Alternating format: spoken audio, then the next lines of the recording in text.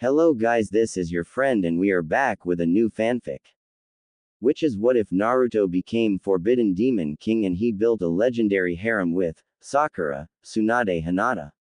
Part 1. And if you enjoy this fanfic then please press the like button and subscribe to my channel for more fanfic like this. And comment for next part.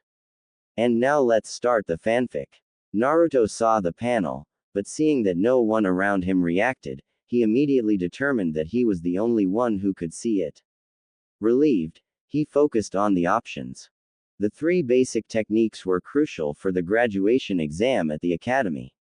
Mastering them would ensure his graduation. However, it's also because of the Kyuubi's chakra that the chakra inside the body became disordered, preventing him from using ninjutsu properly.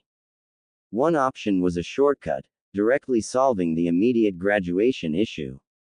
The other addressed the root cause of the chakra disorder. Even if he still needs to spend time practicing the three-body technique afterwards, it looks more worthwhile. That, Naruto-kun, Hinata, who appeared out from nowhere, said timidly. What did you just say? I can't hear you clearly. The tall boy named Taiko didn't seem to hear what Hinata said and looked directly at Naruto. As for Hinata, Taiko completely disregarded her. Naruto-kun didn't do anything wrong. Hinata, though scared, mustered her courage to speak. What nonsense are you talking about? It's disgusting. Taiko said rudely, not wanting to listen to Hinata at all. I don't want to be Hokage. Unlike you, I'm not that childish. That's your ridiculous dream, isn't it? Naruto said, but it's also quite sad. With your current strength, you might not even become a shinobi in the future. Naruto said mercilessly as he pushed the leading Taiko hard. Do you think you can become Hokage? Does anyone in your clan have what it takes? You can't. Neither can they. What are you saying? Taiko stammered as he took a step back and looked at Naruto shock. Naruto's gaze remained sharp as he stared straight at the leader, Taiko. People change, Taiko. Go back and ask your father. Believe it or not, I can burn your house down tomorrow and nothing will happen to me. Use that muscle-bound brain of yours to think carefully about what you can and cannot do. Pitui. What a joke. Naruto spat in Taiku's face and left with a grim expression. Anyway, this is not the first or second time he has skipped classes, he was just doing it openly this time. Taiko was stunned, recalling Naruto's ferocious tone just now, and didn't dare to say a word. You're lying. We're not like that. The ashamed and angry voices of the two people came from behind. Naruto's words seemed to have hit their sore spot. The boys who wanted to become Hokage were insecure and sensitive. Having their dreams laid bare in the sunlight made them jumpy. The reward was successfully distributed. After a mechanical prompt, Naruto felt a cool sensation throughout his body, like drinking a cold drink on a hot day. He tried to sense the flow of chakra within him. He could now feel the direction of his chakra flow, which had become active and resonant compared to before. It was like a spring suddenly boiling, with every cell in his body being nourished by chakra, bringing a refreshing sense of comfort. Naruto couldn't help but shout, feeling a sense of elation. Shikamaru, did I hear that right? Choji tugged on Shikamaru's clothes and asked as he watched Naruto leave. Naruto said he doesn't want to become Hokage anymore. Wasn't that his dream? Why suddenly? Who knows? Shikamaru's dead fish eyes shifted, and he said indifferently, that guy was really scary just now. Besides, what's so great about being Hokage? Busy all the time, no time to relax at all. Enough about that. Naruto's gone. Choji said, if Iruka-sensei catches him skipping class, he's in for it. Hinata stood in an inconspicuous corner of the crowd, watching Naruto leave with a conflicted expression. Class was about to start, but she was afraid that something might happen to Naruto. Naruto-kun must be in pain right now, right? Thinking of this, Hinata clenched her little fists. At this moment, she really wanted to chase after him, but she lacked the courage. Just stepping forward to help had used up all her bravery. Now, in front of so many people. Without Naruto, the academy was unusually quiet. When Iruka learned that Naruto had skipped class, he lost his temper as usual. No one was messing around with paint buckets, and no one was causing a ruckus in the academy. Everything seemed very harmonious. Until sunset, Iruka did not find any trace of Naruto on the Hokage rock. The most mischievous kid in the class seemed to have vanished from the face of the earth. Just as Iruka started to panic, a soft voice called out. Iruka-sensei. Hinata, what are you doing here? Iruka turned his head and was slightly stunned. The girl stood timidly in the orange sunset. She lowered her head and dared not look at him, her face flushed, as if she had been caught doing something bad. I came to look for Naruto-kun. The girl's voice was barely audible. Naruto-kun didn't come to class all day. I'm worried. Looking at Hinata's very red face, Iruka smiled kindly and said, Hinata, you are worried about Naruto too, right? Don't worry. I'll make sure to find him. It's getting late. You should go home now, or your father will be worried. No. Hinata mustered her courage and said loudly, Iruka-sensei, I want to help you find Naruto-kun. Iruka was touched, and the smile on his face froze. He looked at the sky and said gently, all right, but only for half an hour. If we don't find him, you must go home, okay? Yes. Thank you, Iruka-sensei. Hinata nodded excitedly. Ah, you were looking for me. Naruto looked up and looked at the two of them in confusion. Hinata, you're here? Naruto asked in surprise. Hinata lowered her head. I asked Hinata to help me find you. Iruka explained. I thought she might know where you were. Is that so? Naruto scratched his head. Iruka-sensei, are you here because I skipped class? I guess so. Iruka hesitated for a moment before replying, then asked as gently as possible, but what I really want to know is, why you gave up on your dream. No reason, that kind of thing isn't my dream. Naruto shrugged. Iruka-sensei, you said the Hokage is the strongest in the village, right? Yes, I did say that. Iruka nodded. They're right. I'm just a dead last. There is no way I can become Hokage, right? Naruto asked back. You can't say that. As long as you are willing to work hard. Iruka trailed off, feeling a bit at a loss. He roughly knew Naruto's situation, but due to the ban of the Sandaime Hokage, he couldn't say it clearly. Naruto tilted his head and looked at Iruka with a confused look on his face. Iruka-sensei, I don't want to be the Hokage anymore. I want a more reachable dream. What dream? Iruka's forehead broke into a cold sweat. He didn't know why he was getting wrapped up in a conversation with a child. Maybe getting married to a kind wife and living like a normal adult. Naruto said while scratching his head. Iruka was both surprised and a little frightened. For Naruto, a simple dream like that was far more unattainable than becoming the Hokage. Naruto, it is impossible for you to get married and have children in an ordinary way. These words got stuck in Iruka's throat. When he thought of all the cold stares and exclusion aimed at the orphan, Iruka just felt uncomfortable. After all, the Kyuubi is sealed in Naruto's body. It can be said that Naruto made a great contribution by becoming the Jinchuriki for the rest of his life. Yet, Naruto, despite his contribution, was treated like an outcast. Iruka's parents had died in the Kyuubi's attack, but he couldn't bring himself to hate the parentless boy in front of him. After all, it wasn't Naruto who was wrong, it was Kyuubi. Naruto was turned into the container of the Kyuubi when he was born, living a life of resentment and ostracism until now. Suddenly, Iruka realized that Naruto might have grown up enough to understand the villagers' disdain and hatred. When this thought formed in his mind, Iruka suddenly felt a chill down his spine. Once the seeds of hatred are planted in the heart of a Jinchuriki, the consequences will be disastrous. For a moment, Naruto's face was shadowed, but when Iruka looked again, he saw Naruto's bright smile. Naruto, your dream, what about it? It's great, Right, Iruka-sensei. Naruto's smile was still bright. Iruka-sensei, you're so old and still don't have a girlfriend. You must have a lot of savings, right? Hey. Iruka's thought shattered upon hearing this, and he yelled with clenched fists, Naruto. Help. Naruto screamed and ran away. As the two played around, Hinata, who had been blushing furiously the whole time, stood to the side.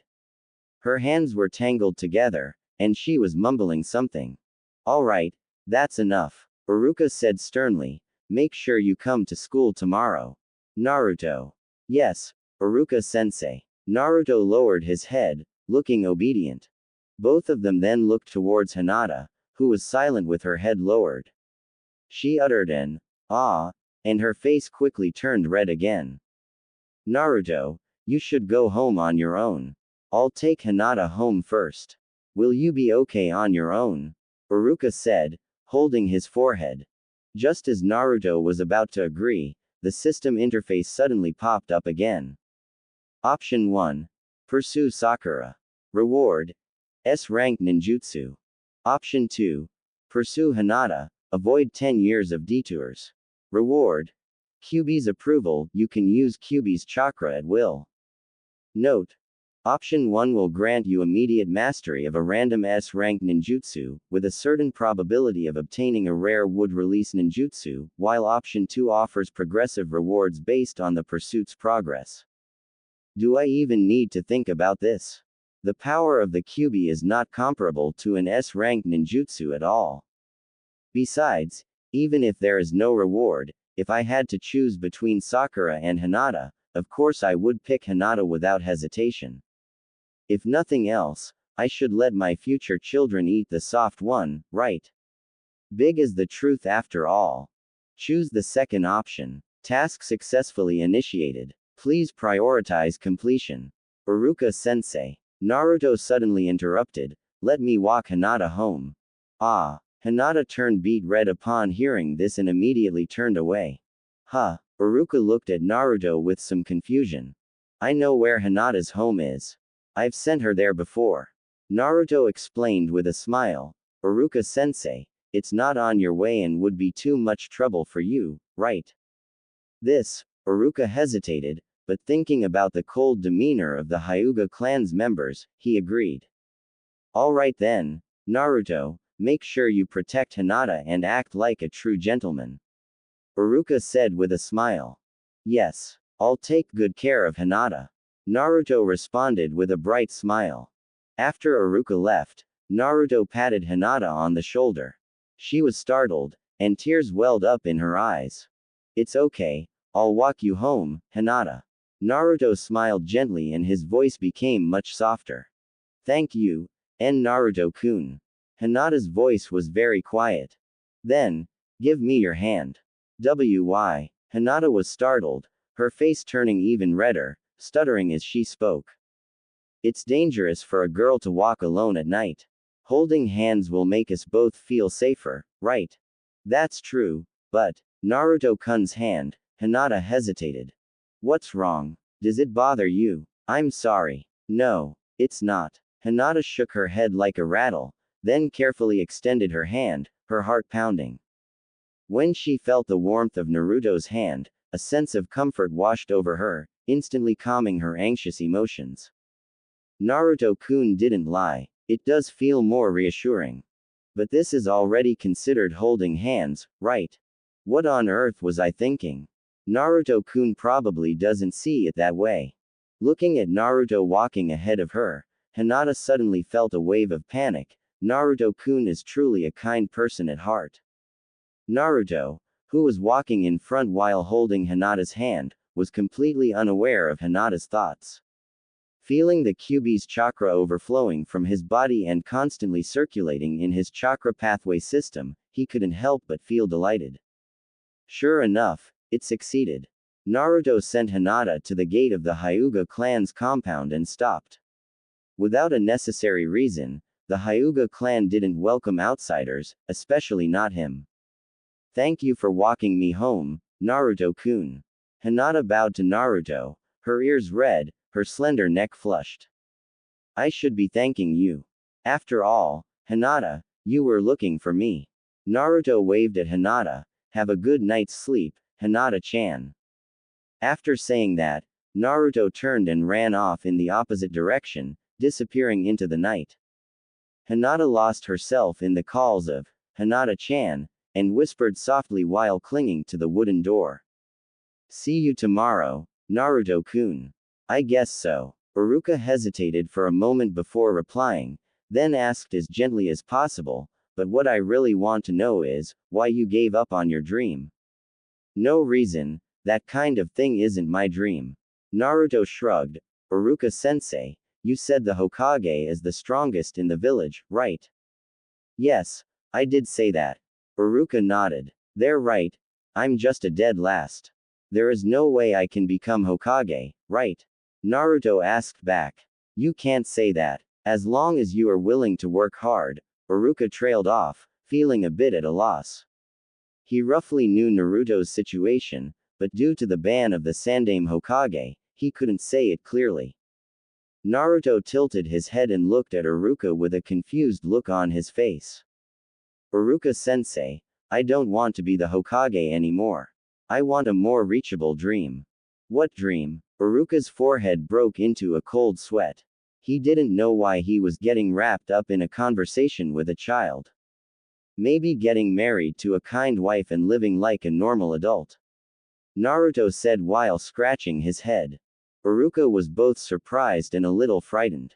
For Naruto, a simple dream like that was far more unattainable than becoming the Hokage. Naruto, it is impossible for you to get married and have children in an ordinary way. These words got stuck in Iruka's throat.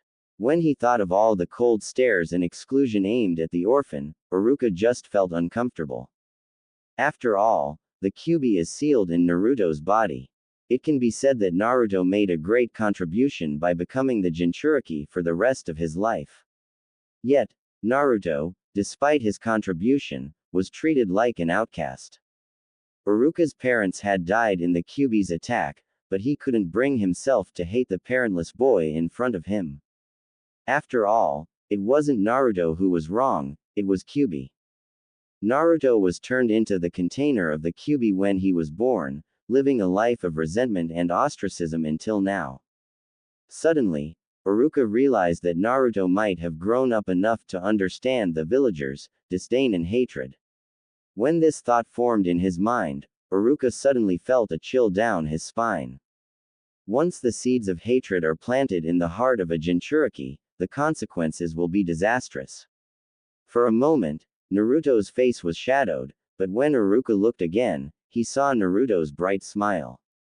Naruto, your dream, what about it? It's great, right, Iruka-sensei?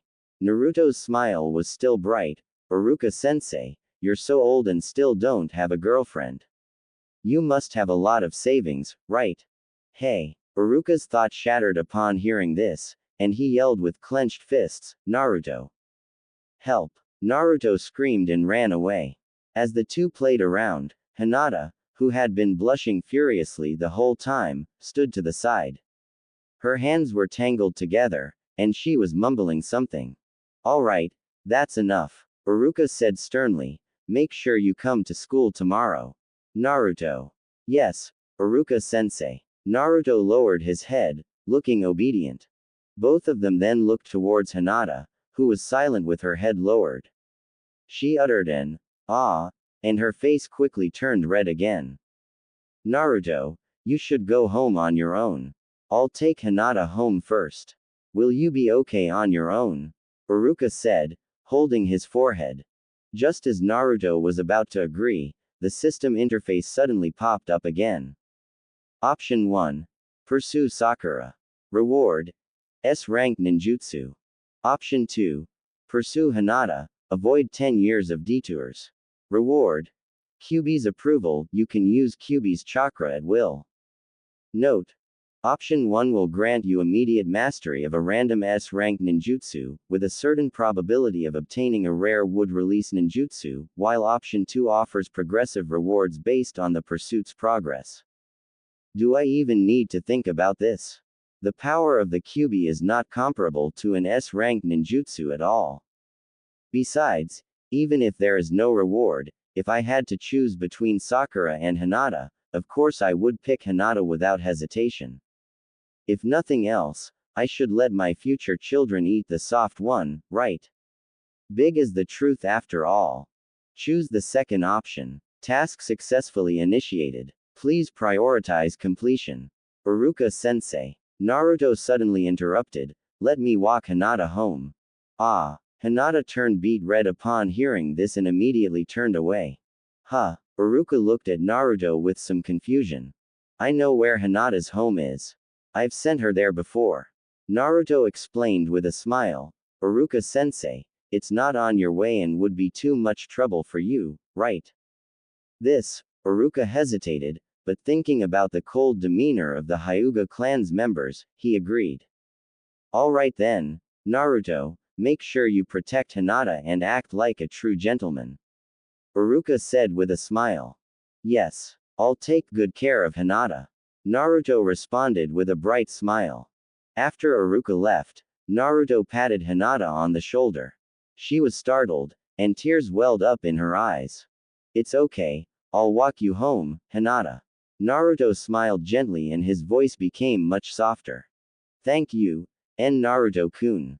Hinata's voice was very quiet. Then, give me your hand. Why? Hinata was startled, her face turning even redder, stuttering as she spoke.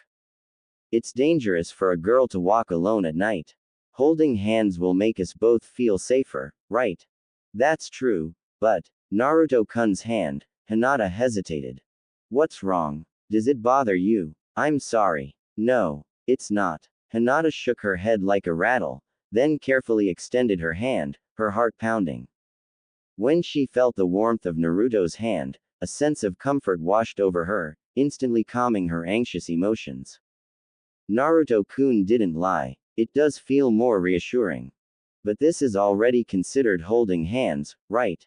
What on earth was I thinking? Naruto-kun probably doesn't see it that way. Looking at Naruto walking ahead of her, Hinata suddenly felt a wave of panic. Naruto-kun is truly a kind person at heart. Naruto, who was walking in front while holding Hinata's hand, was completely unaware of Hinata's thoughts. Feeling the Kyuubi's chakra overflowing from his body and constantly circulating in his chakra pathway system, he couldn't help but feel delighted. Sure enough, it succeeded. Naruto sent Hinata to the gate of the Hyuga clan's compound and stopped. Without a necessary reason, the Hyuga clan didn't welcome outsiders, especially not him. Thank you for walking me home, Naruto-kun.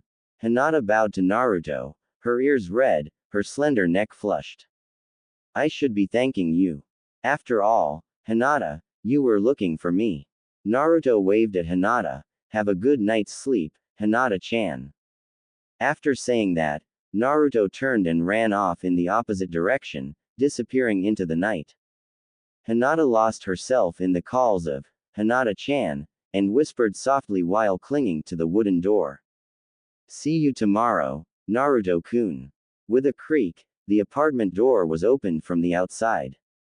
The dim hallway light sliced into the entranceway like a blade, elongating Naruto's shadow and casting a monstrous image on the shoe cabinet. He lowered his head to change his shoes, and turned on the light.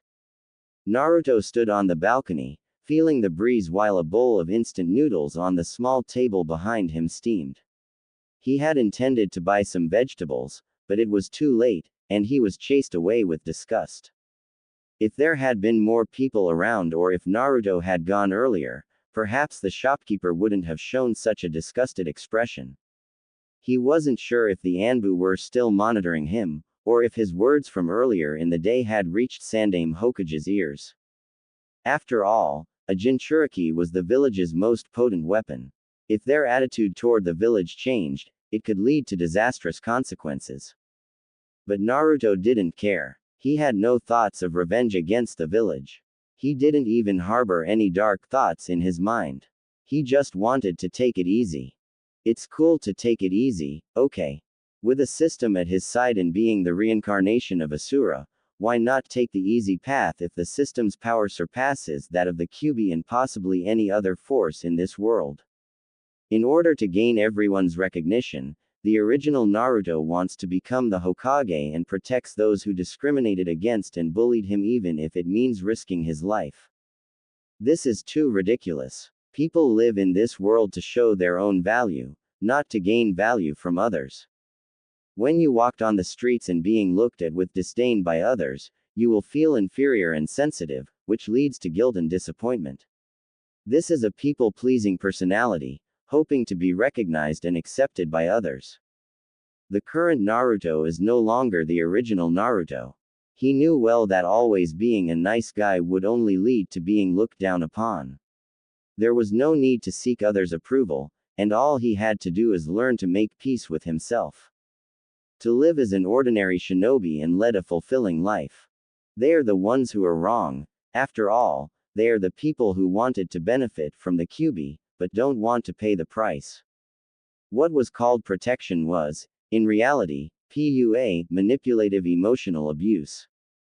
Becoming Hokage wasn't Naruto's dream, but the dream of the Sandaime Hokage, Sarutobi Hiruzen, and the ambition of the higher-ups. They hope that Naruto will serve the village like the Yondaime Hokage.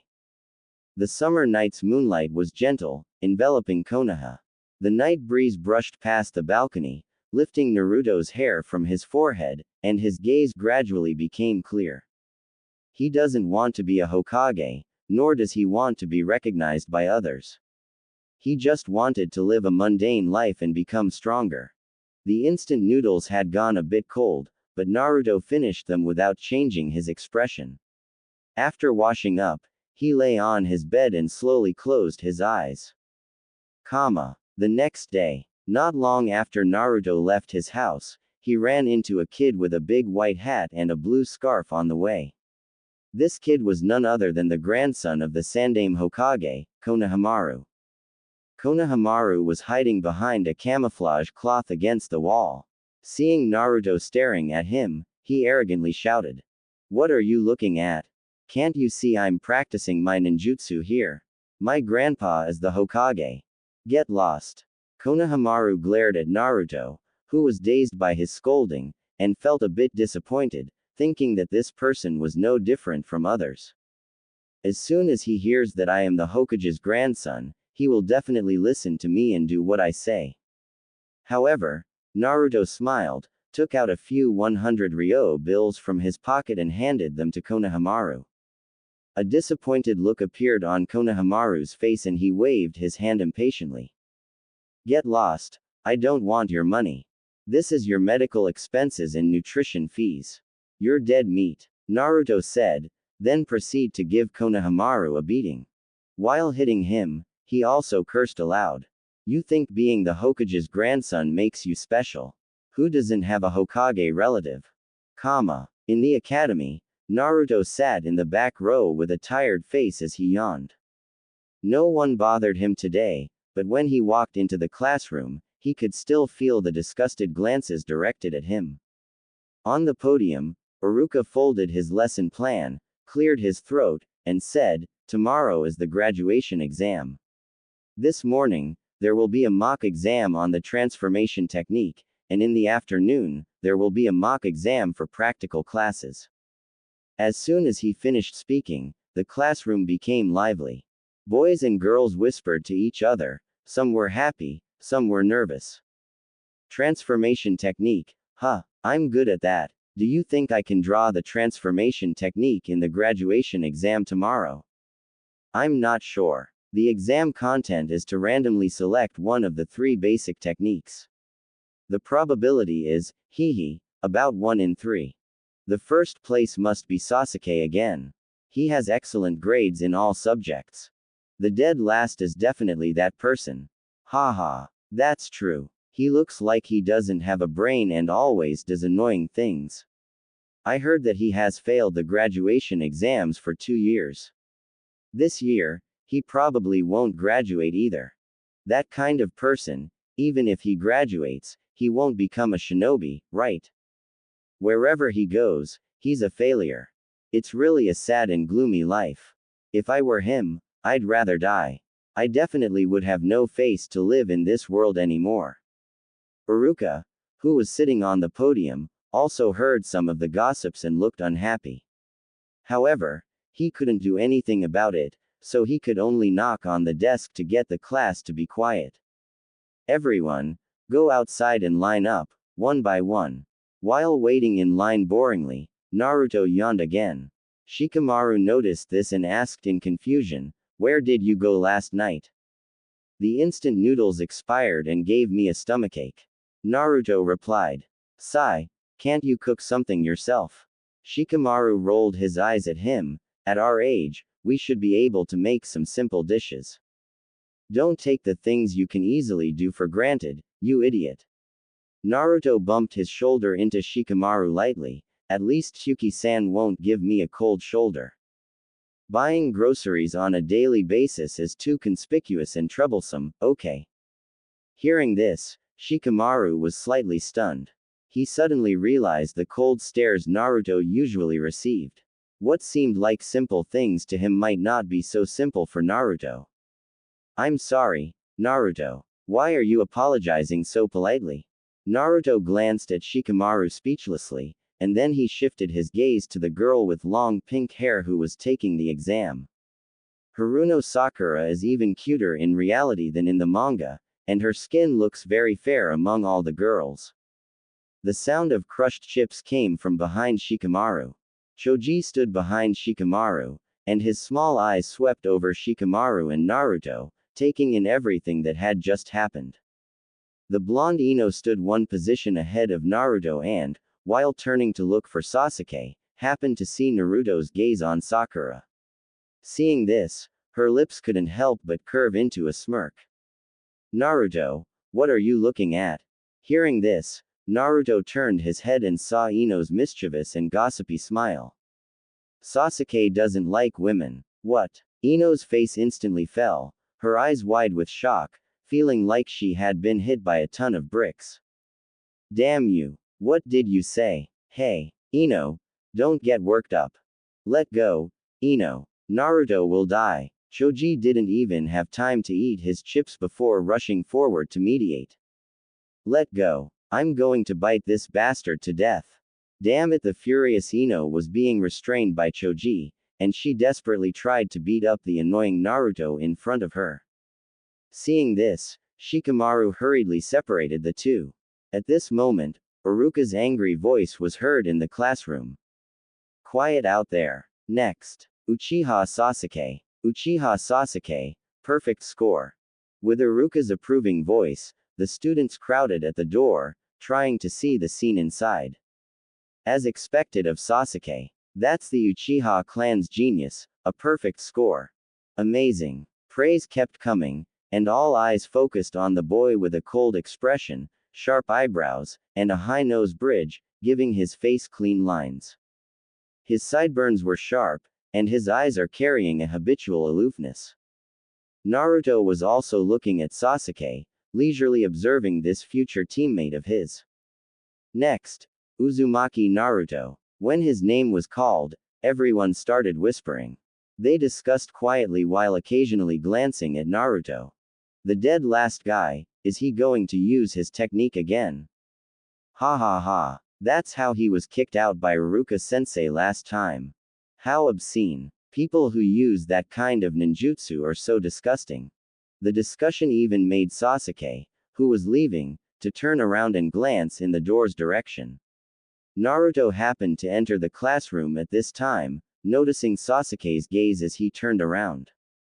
The assessment was brief, typically not exceeding a minute, so Sasuke didn't leave, and chose to stand there.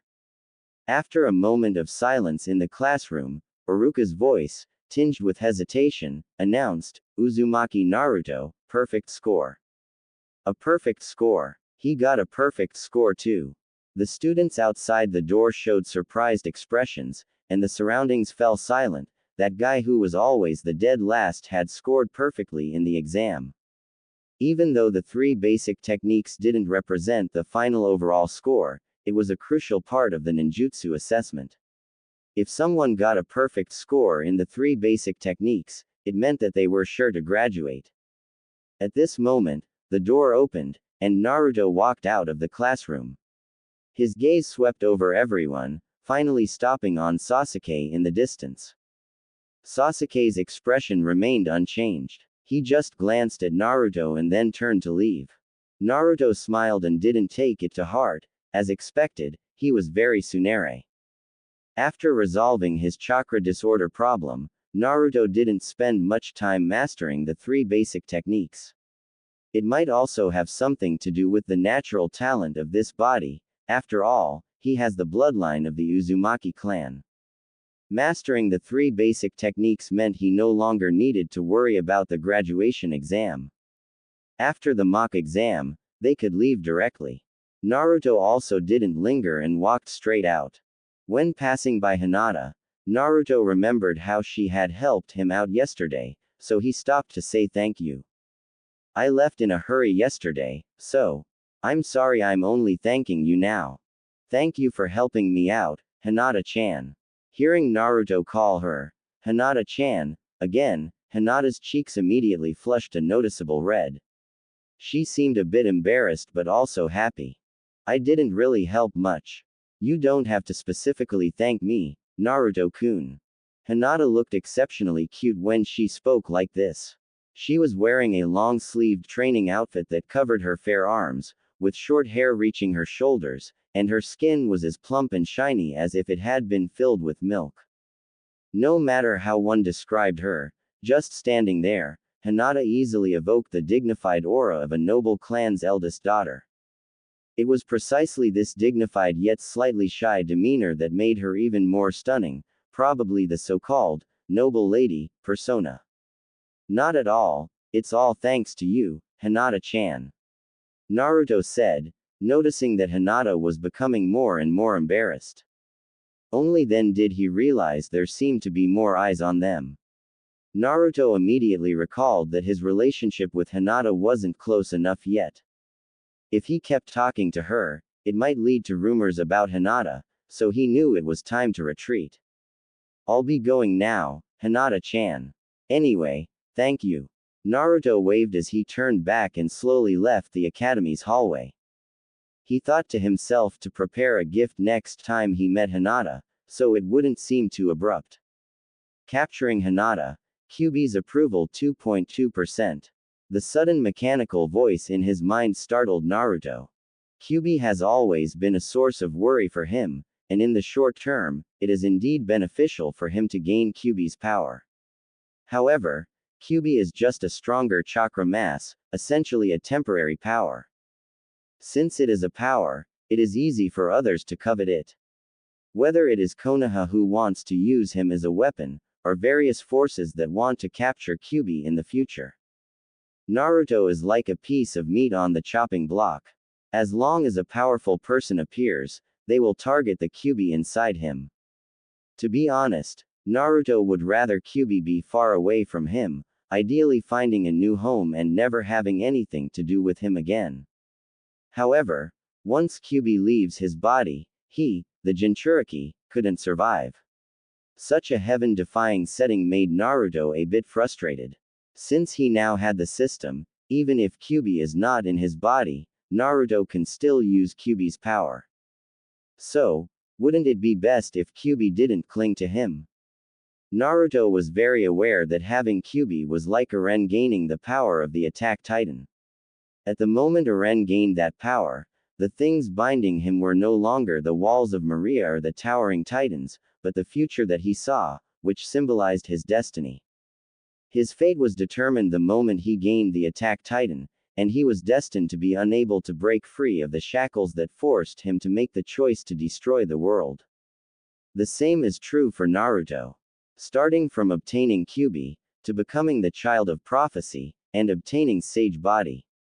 Step by step, it was not Naruto who chose to save the world, nor was it Naruto who chose to become a Hokage. It was fate's doing. Everything seemed like an unbreakable shackle, forged by Jiraiya's death and Neji's blood, sacrificed for fate. He wanted to take it easy against that destined, unchangeable fate, to live for himself. Nightfall. By the river in the forest, a bonfire was burning slowly, and several fish were being slowly roasted over the fire. A blond boy was fishing with a fishing rod.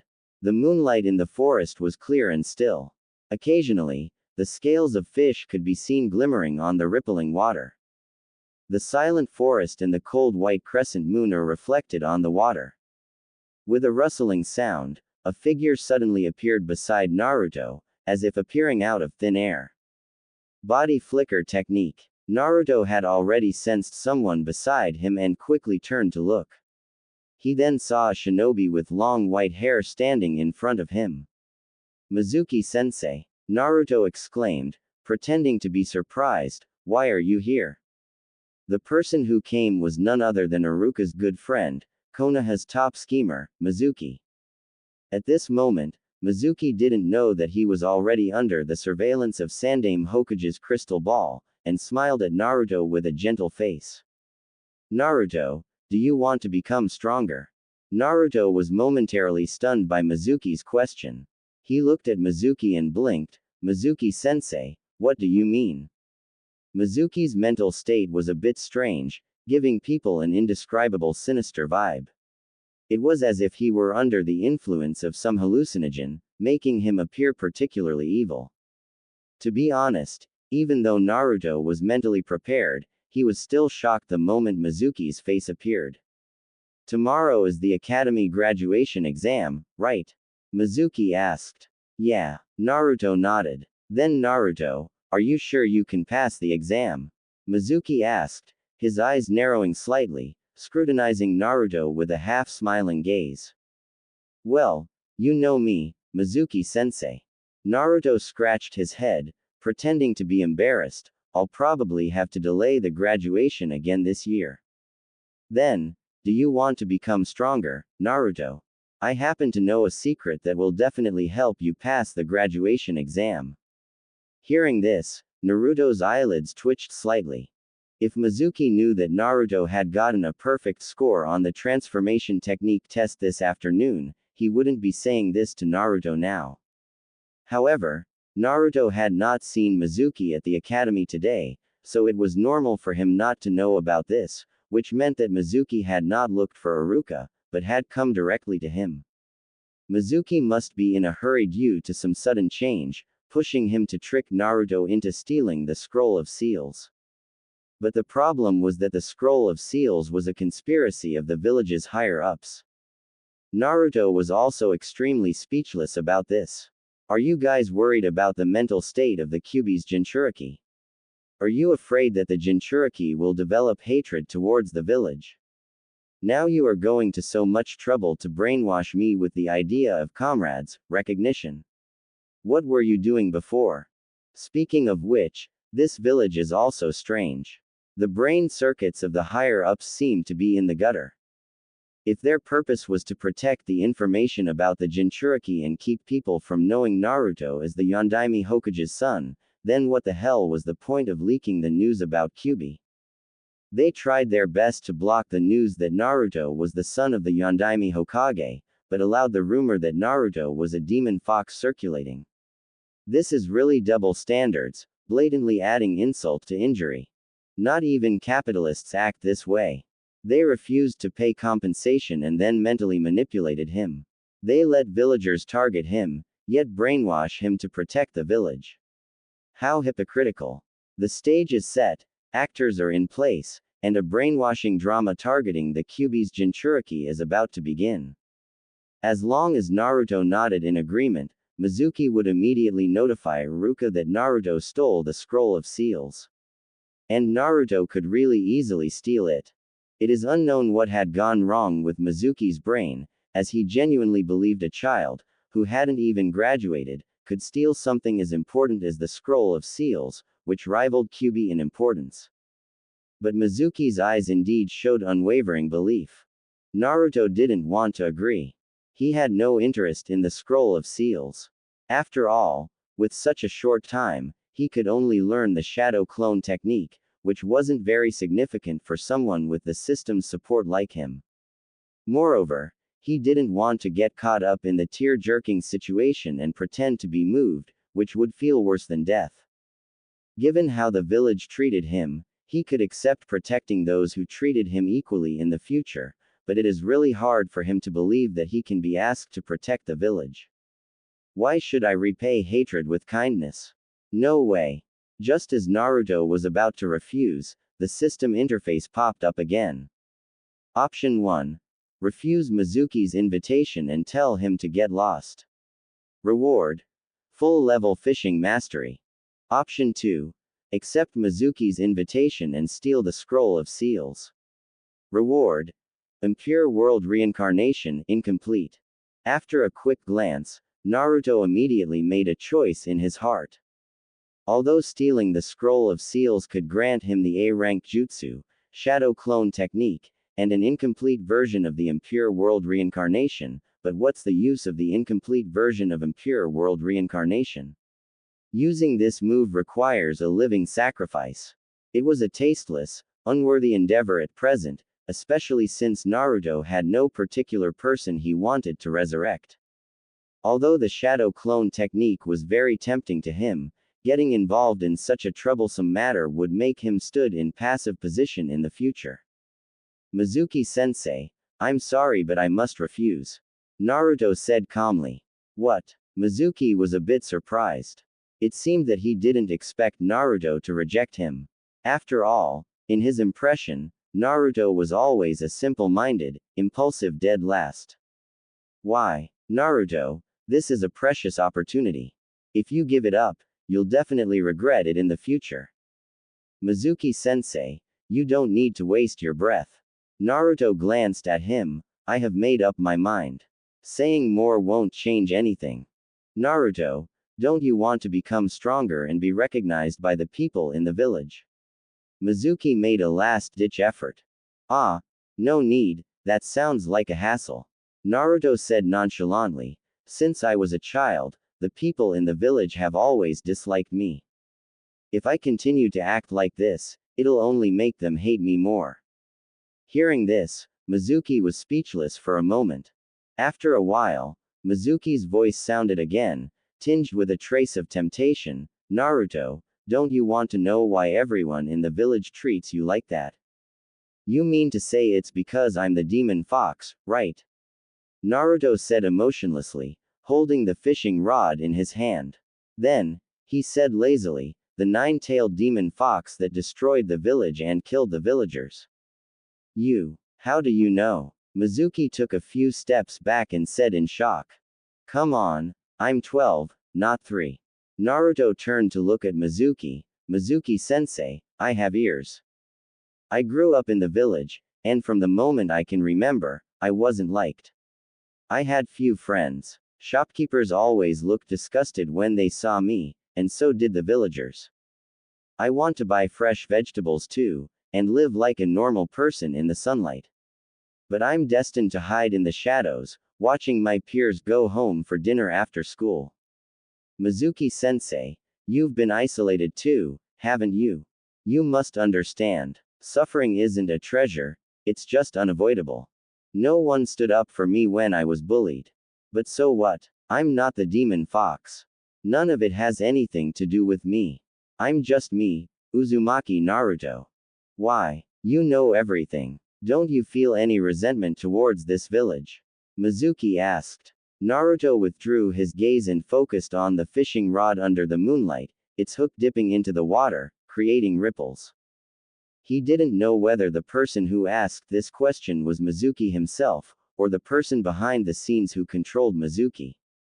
Was he dissatisfied with the village? Of course, but he couldn't say that. At least, not now. After a long silence, a mechanical voice echoed in Naruto's mind. Full-level fishing mastery has taken effect. A grass carp was caught by Naruto, and his voice was heard at the same time. The sound seemed very calm as it merged with the night breeze. No. Mizuki eventually left, and Naruto continued fishing by the river. With the help of the full-level fishing mastery buff, it wasn't long before he successfully caught a large basket full of wild fish. Including the 2 he had already roasted and eaten, Naruto didn't actually need that many fish. Without a refrigerator at home, taking them back would just lead to spoilage. Initially, Naruto just wanted to test how effective the full-level fishing mastery was, but the result was far beyond his expectations. From the moment he cast his line, he caught fish continuously. Even without bait on the hook, as long as Naruto held the rod, fish would keep coming. What stopped him from continuing fishing was not time or his stamina, but the fact that the fish basket, which was taller than his waist, was already full and could not hold any more fish. The fish were so packed that they could easily jump out with a slight struggle. Looking at the basket full of big, juicy fish, Naruto fell silent. Taking them home wasn't realistic, as without a refrigerator, he couldn't store them. Sell them, that wasn't an option either. No fish shop in the village would buy fish from him. Not only would they not buy it, they would even suspect that Naruto stole it from somewhere. Following the principle of avoiding unnecessary trouble, Naruto abandoned the idea of selling the fish. That left only one option, which is to give them away. He had very few friends, so few that he could count them on one hand, so deciding whom to give them to required little deliberation. The Hyuga clan would definitely not accept gifts from me, so they are ruled out. Iruka-sensei is a single guy, but he has always been kind to me after all, so he deserved a few extra fish. Choji's house was too far away, so Naruto gave up on that. Shikamaru was a good candidate, so he could drop some off there too. He also excluded Sakura and Ino. At this stage, Naruto's relationship with them wasn't very close, and suddenly giving them a strange gift would only cause trouble. Is this a new ninjutsu developed by Naruto? The white-haired old man, the Sandaime Hokage, Sarutobi Hiruzen, was currently watching the scene in the crystal ball with a wide smile. This is Hiruzen's favorite voyeurism technique. Everything that happened to Naruto by the river just now was seen by him. Hiruzen, you're too soft. A cold voice interrupted. If the Jinchuriki harbors resentment towards the village, it will be catastrophic for the village. Danzo, Naruto has made his choice. Hiruzen stroked his gray beard and said seriously, he wasn't swayed by Mizuki and rejected him. Although the crystal ball can't capture sound, I'm sure it's not hard for you to know what Naruto said. The Jinchuriki has suffered too much unfair treatment in the village, so the conflict between the villagers and Naruto is difficult to reconcile. If we can't resolve it, Kyuubi might reappear. HMPH. Danzo snorted, and said indignantly, give him to me, and I guarantee he will become the village's safest weapon. Hiruzen was displeased when he heard this, and his expression immediately darkened. Danzo, I am the Hokage. I'm well aware of what you've been up to. Danzo, you should take care of yourself. Naruto is an important companion of the village, not a cold weapon. The root has gotten enough weapons, you don't need to worry about Naruto's affairs. Faced with Hiruzen's warning, Danzo was obviously unconvinced, but there's nothing he could do about it. The person sitting in that position was Sarutobi Hiruzen, not him, Shimura Danzo, and this almost become his lifetime regret. The Yondaime Hokage, the Sannin, Kakashi, and even the current Kyuubi's Jinchuriki, all of them have a close relationship with Hiruzen. Danzo knew that the Hokage's position might only be passed back and forth among them. This old fox Hiruzen wanted to change the entire Konoha village by himself. He's delusional. Konoha village is not his village alone. Hiruzen, you will regret this. Danzo threw out this parting words before slamming the door behind him. Sigh. Hiruzen didn't say anything more, just sighed softly. Outside Shikamaru's house. 3 knocks broke the quiet atmosphere, and the person who came to open the door was Nara Shikaku, the scar-faced Konoha's top think tank and military strategist. As the door opened, the bright light from inside spilled out like silk threads, illuminating Naruto's feet. Seeing Naruto covered in fishy smell, Shikaku was somewhat surprised. Naruto, what brings you here? Isn't tomorrow the academy graduation exam? The main reason why Shikaku was so surprised was because Naruto rarely came to his house. Even when he came to see Shikamaru, no matter how much he was invited inside, Naruto would never come in. He would just stand far away under the shade of a tree, curiously and nervously observing the household. To others, Naruto might seem like a mischievous kid, but Shikaku knew about Naruto's inferiority complex and sensitivity, which is why he never told Shikamaru not to play with Naruto. Hearing Shikaku's questions, Naruto smiled brightly, then reached out and pushed the almost empty fish basket in front of Shikaku, and said loudly, "I caught too many fish today. I can't eat them all, and I can't store them, so I wanted to give some to Shikamaru." There were only 5 or 6 fish left in the basket, as Naruto had already given fish to everyone else, leaving only Shikamaru's family. Shikaku scratched his head, looking at the fish in the basket with some difficulty. "Uncle will have to ask Auntie." The sound of cooking came from inside the house. At this time, Shikamaru seemed to hear Naruto's voice outside and came out. He poked his head out from behind his father, and his eyes lit up when he saw the basket of fish. "Naruto, you're amazing. How did you catch so many fish?" "I don't know either." Naruto scratched his head and said with a silly smile, "Maybe I have a talent for fishing." Shikaku, who was standing nearby, couldn't help but be moved when he heard this. He thought to himself, for such a young child to have such skill in fishing, he must have gone through a lot of hardships to practice it. The big fish in the mountains are very smart and it is not easy to catch them even with bait. Shikaku had tried fishing there before, but gave up after coming back empty-handed a few times. "Naruto, wait a moment," Shikaku said, leaving Naruto and going back inside. After a while, he returned, placing a box of snacks and a box of food in Naruto's hands. Shikaku looked at the somewhat bewildered Naruto and smiled. "This is our thanks for your gift, please accept it."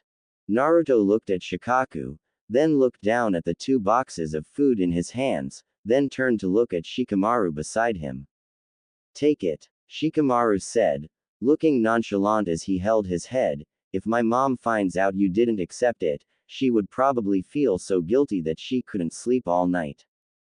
"Thank you," Naruto said with a smile, then turned to leave. "Naruto," Shikamaru suddenly called out to him, "we have the graduation exam tomorrow, don't oversleep." "Got it." Naruto waved his hand, seemingly taking the advice to heart. Even after his figure disappeared into the night, Shikamaru's worried expression didn't ease. "What a drag. I wonder how long it'll take to eat all these fish," Shikamaru said, bending down and fiddling with the black fish in the basket. "Naruto must have spent a lot of time at the river to catch these fish," Shikaku said, rubbing the scar on his face. "I used to fish there in the past, but I didn't catch anything even after half a day. That kid, if I invite him for a meal, he'd surely refuse. I wonder if he liked our gift." "Don't worry about that. Naruto is just like that," Shikamaru said lazily. "Dad, you can be quite intimidating." "You brat, what are you talking about? Naruto is used to being alone. Although he seems indifferent to many things, being invited to a family dinner would only make him feel awkward and uncomfortable," Shikamaru said as he stood up. Shikaku didn't say anything, and thinking about Naruto's life experience, he fell into a long silence. The next day, the academy graduation exam began. The academy's entrance was much more lively than usual, with many parents accompanying their children for the graduation exam, gathering noisily at the entrance. Before the exam started, the area was usually cleared to prevent the parents from being too noisy and affecting the exam. Naruto arrived at the school early, sitting on the swing under the big green tree, until he saw Hinata passing by and jumped down to approach her. He wasn't wearing his usual orange jacket today, but a simple black t-shirt. The cotton jacket was too hot, and he still didn't have the courage to wear it out. "Hinata, good morning." "Gee, good morning, Naruto-kun." Hinata was startled, and her face instantly turned red. She avoided Naruto's gaze and responded in a small, stuttering voice. This is for you, Naruto said, taking out a small object from behind his back. It was a small wooden carving, vividly depicting a chibi version of Hinata. The carving was only about the size of 3 fingers and looked extremely cute. Did you make this yourself, Naruto-kun? Hinata blushed, but her eyes could no longer move away from the small wooden carving. Yeah, I happen to know a bit about carving, so I made it for you. In fact, he knew more than just a bit. Before crossing over, he had been learning wood carving from his master since he could remember. He had practiced diligently for 15 years through all seasons, never stopping during summer or winter breaks. Hinata's face turned even redder as she accepted the carving and softly thanked him. I remember your grades are always very good, right? Then do your best in the exam, Naruto said, waving goodbye as he turned to leave. QB's approval 2.2%. The system is indeed not so easy to fool. The wooden carving could make Hinata blush deeply, but the system seems to have noticed Naruto's attempt of cheating points. The system made a fair judgment on Naruto's attempt to take advantage of the loophole. Although the repetitive actions are effective on Hinata, they were not on the system. It seems I need to be more sincere, Naruto muttered in his heart. At this time, Hinata was still very cute, but she's even more reserved than in the anime. She wore a tracksuit and had short hair that reached her ears. Although she speaks in a soft voice, she is very polite to others and has all the attributes of a perfect wife. She is a perfect young lady in every aspect. To be honest, Naruto couldn't understand why such a girl would like him. What did Hinata see in me? The graduation exam was held in a separate classroom. Before that, the students taking the exam would be gathered in a large classroom and wait for their names to be called. The exam begins. Uruka's stern voice rang out, followed by the electronic bell of the academy. The exam time was short, with one of the 3 basic techniques chosen for the content. Naruto's class was scheduled for the first session, and after 10 minutes, a few students had already completed their exams. Not many people can receive the forehead protector. It's roughly a third of them. And this is just the graduation exam. After all, if they want to become a real genin, they have to pass the test of the Jonin instructor as well. Haruno Sakura, present. Naruto caught a glimpse of a pink figure quickly ran towards the adjacent classroom. He happened to be sitting by the door and could easily hear Uruka's voice. The clone technique. Yes, Uruka-sensei. Very good, excellent score. Sakura's excited voice could be heard. Thank you, Uruka-sensei. Clone technique, huh, Naruto muttered, thinking back to his own practice and finding it not too difficult.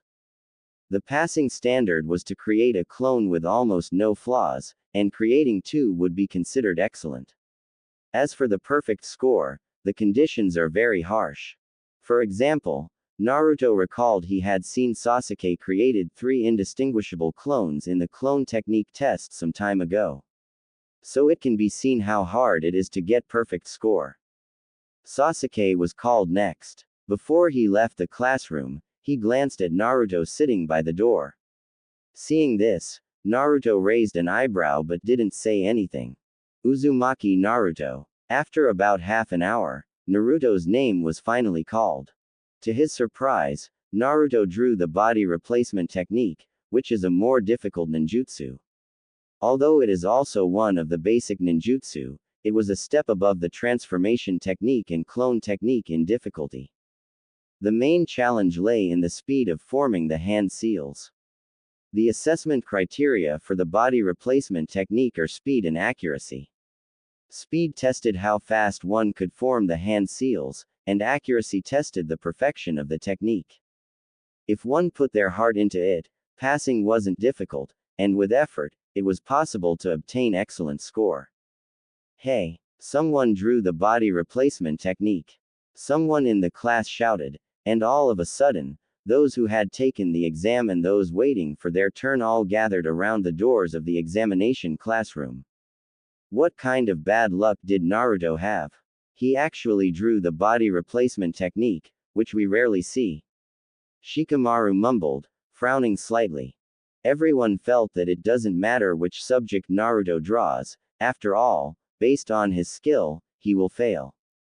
However, after eating the fish Naruto had caught yesterday, Shikamaru suddenly felt a sense of guilt. He vowed not to laugh no matter how funny it was, feeling it would be wrong to do so.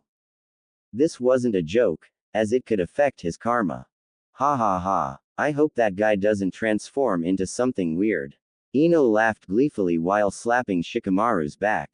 Remember the last time he did the body replacement technique? He turned into a half-human, half-log thing. It had me laughing so hard I almost couldn't breathe. Shikamaru didn't react and just shrugged. That's what Naruto is like. He tries so hard but still can't perform the technique properly. The exam didn't take too long, and Iruka's voice, tinged with hesitation and a hint of surprise, could be heard. Perfect score. What did Iruka-sensei said? Perfect score. Ino asked, looking at Shikamaru with a questioning gaze. Why ask me? Shikamaru replied indifferently. Iruka-sensei didn't call out the name. Uzumaki Naruto, perfect score. Perfect score. Amazing. Sakura muttered, stunned for a moment. Naruto seems different from before. Ino was completely dumbfounded, thinking to herself, today is really strange. How come that last place guy becomes so powerful now? Tisk, that guy, Inuzuka Kiba muttered and walked away with the white puppy on his head. As a member of the truancy trio, Kiba was thankful that Naruto's poor grades kept him from being the worst in the class. Sasuke, after watching for a while, also turned away, his eyes reflecting the lush trees at the end of the corridor, showing his usual indifferent demeanor. Sasuke-kun, since we graduated, can we have a meal together?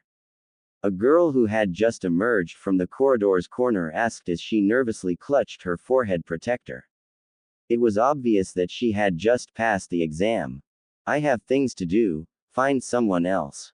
Sasuke said coldly. He was a proud person who did not allow himself to stagnate, so he intended to go back and redouble his training.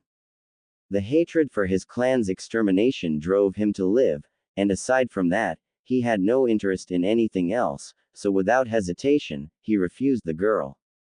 Sakura, in the crowd, watched the scene of the girl being rejected by Sasuke at the end of the corridor, and her heart was filled with mixed emotions.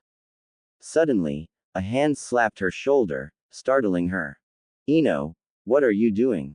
Hehe, stop looking. Sasuke-kun won't go on a date with you alone. Ino said as she looked at Sakura smugly. For some reason, Naruto's annoying face flashed through her mind, and his vile voice echoed in her ears. Sasuke doesn't like women. Whoa, men. Ah, damn it. Ino suddenly squatted on the ground with her head in her hands, her face twisted in pain. After passing the graduation exam successfully, Naruto's life was back on track. During the 3-day break, Naruto was lazily lying at home for 2 days. Naturally, he did not meet Konohamaru.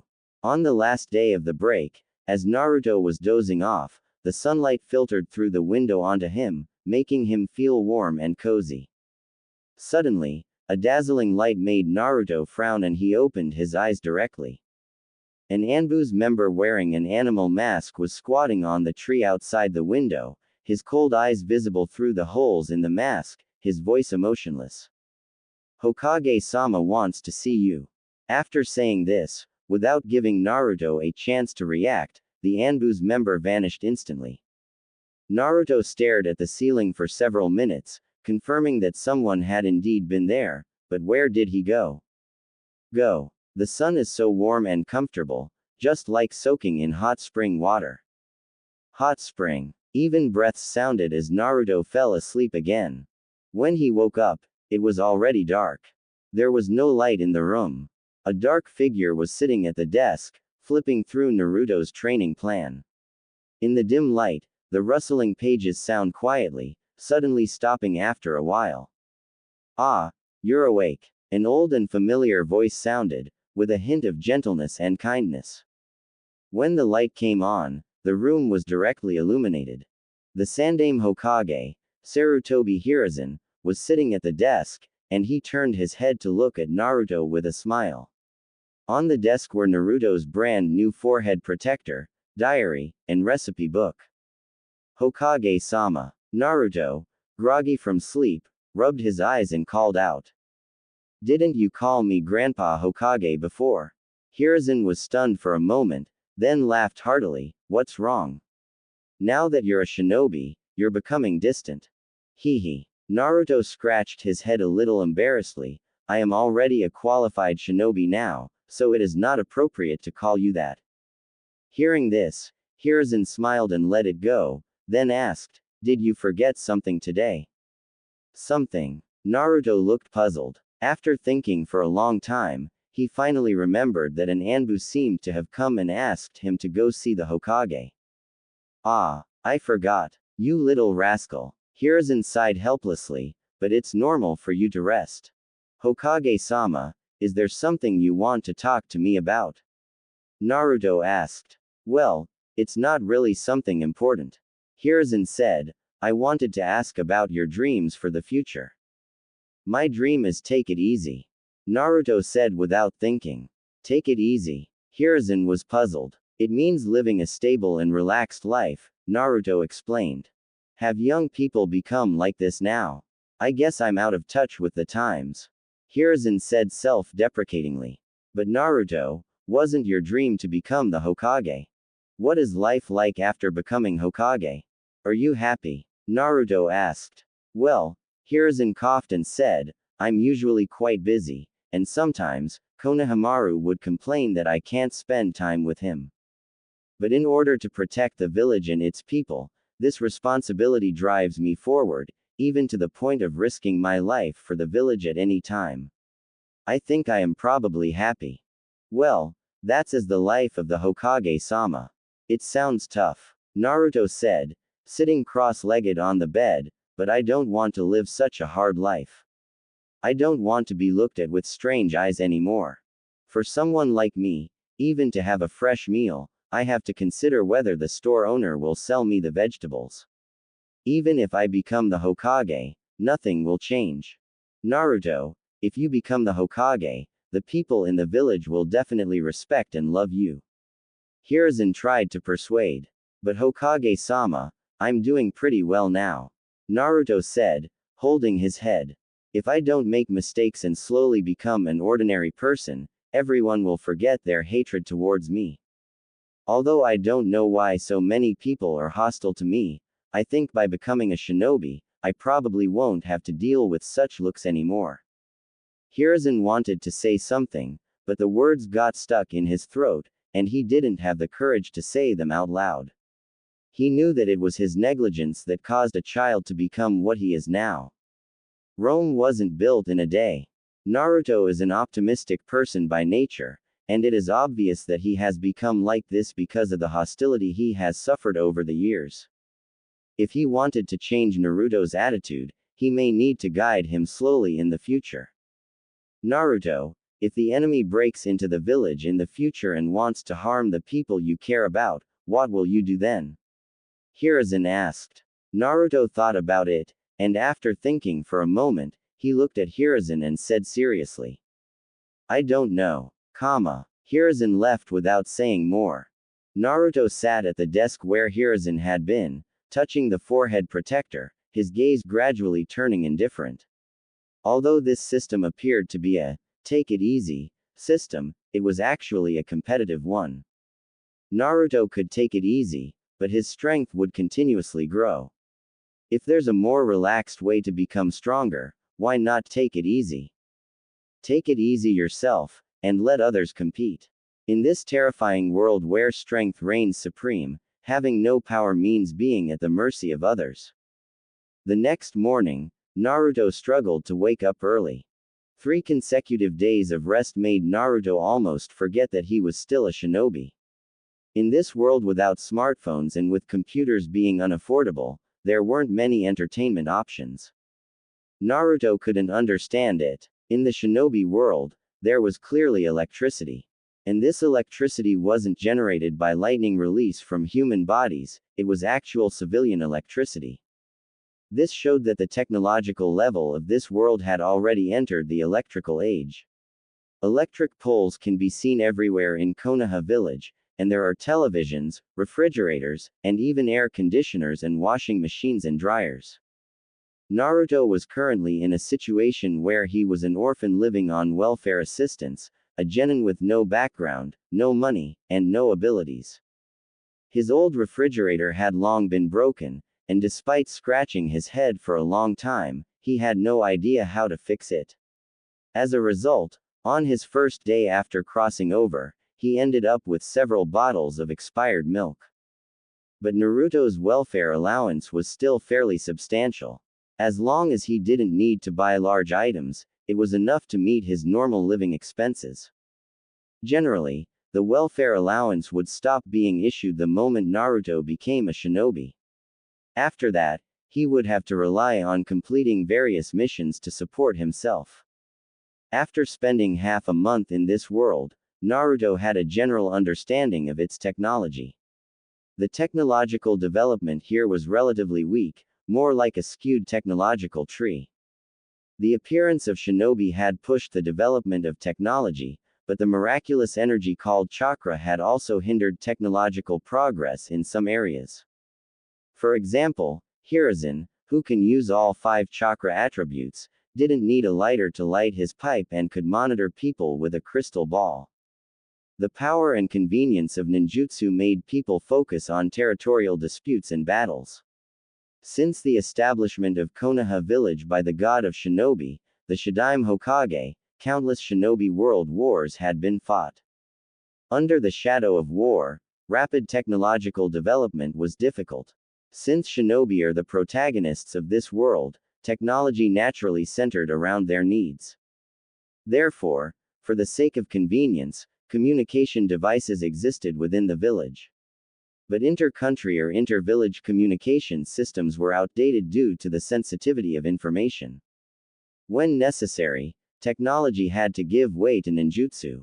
What Naruto was more concerned about was not just the skewed technological tree but also the level of weaponry in this world.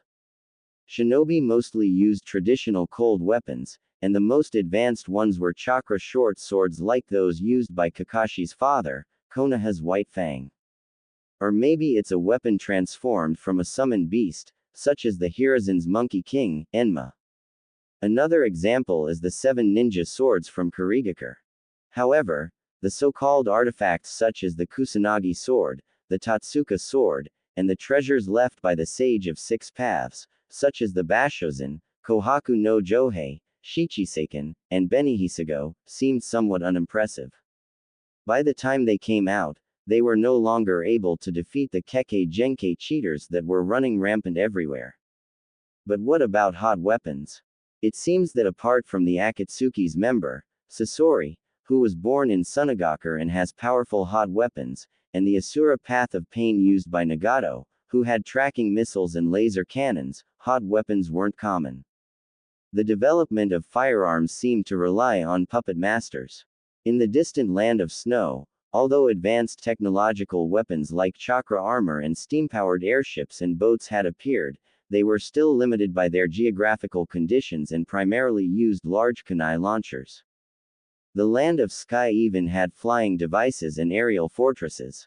Although this aircraft carrier was not nuclear-powered, it still had a certain deterrent effect. Overall, due to the factors of war, the conflicts among the great shinobi villages have accumulated for a long time, making it difficult to achieve peace.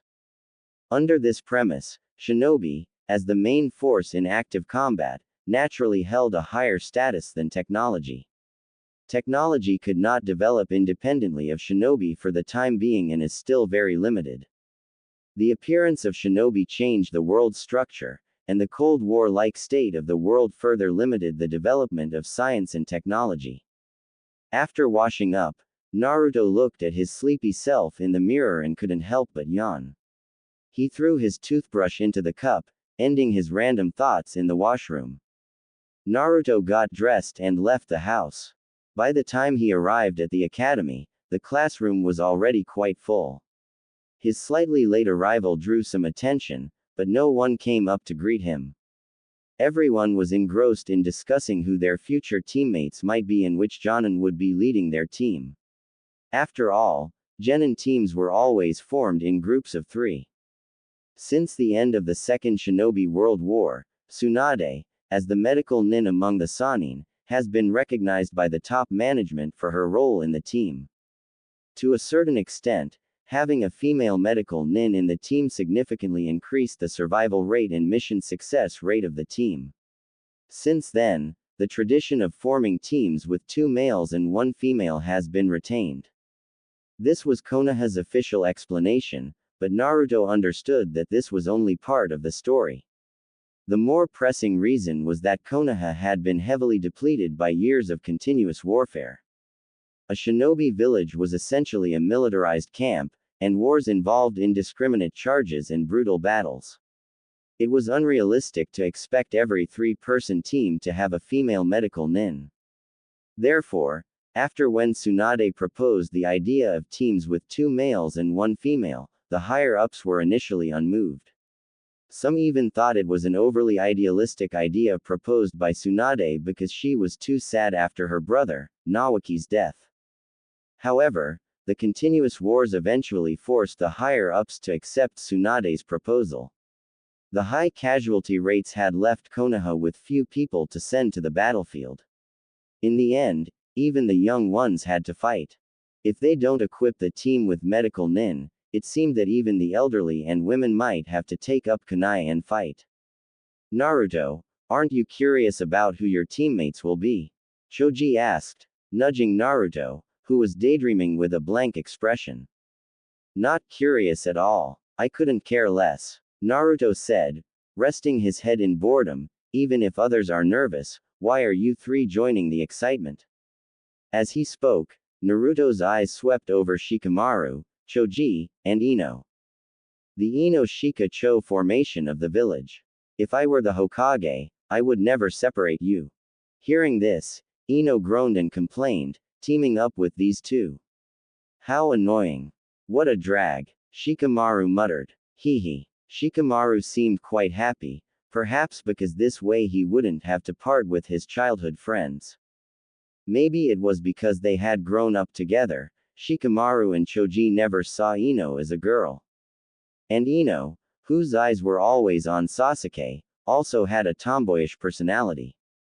Iruka entered the classroom to announce the team arrangements, and sure enough, they were arranged in teams of 3. Team 7. Hearing this, Naruto was momentarily stunned. The first on the list was Team 7. It must have been a decision made after much consideration by Sandame. However, will the team arrangement be different from that in the original work? The first place in this graduation exam is me, the second is Sasuke, and the third is Sakura. If they only look at the results, wouldn't it be a bit biased to put us all in the same team? Haruno Sakura. When called, Sakura froze for a moment, then became nervous again. Uzumaki Naruto. Sure enough, Naruto had already guessed the result. Sakura on the side seemed a little happy. After all, who wouldn't want to have a strong companion? After coming to Naruto's body, Naruto didn't stick to her, so Sakura didn't hate Naruto, and the 2 of them still had a normal classmate relationship. Even though Naruto was determined to take it easy, his strength was unmatched among his peers. This aroused Sakura's curiosity, making her feel like Naruto had grown up overnight. She is curious, but not to the extent of having a liking for him. Uchiha Sasuke. As soon as the name was called, Sakura stood up instantly, with uncontrollable joy on her face. Yay! Troublesome. Sasuke snorted in displeasure. Next is Team 8. Iruka's voice rang out again. Naruto listened quietly, realizing there was no difference from the original work. Suddenly, He seemed to sense something and turned sharply, looking at the back corner on the right, just in time to lock eyes with Hinata. Hinata quickly looked away, her face burning like a clumsy peeper. After the team assignment was over, Sasuke did not leave immediately. Let's go out and have a meal together, Naruto suggested. Sure. Sakura seemed very happy. She glanced at Sasuke beside her and agreed to Naruto's suggestion without thinking. In her heart, she silently gave Naruto a big thumbs up. I'm not going. Sasuke refused coldly. Hearing this, Naruto wasn't too surprised.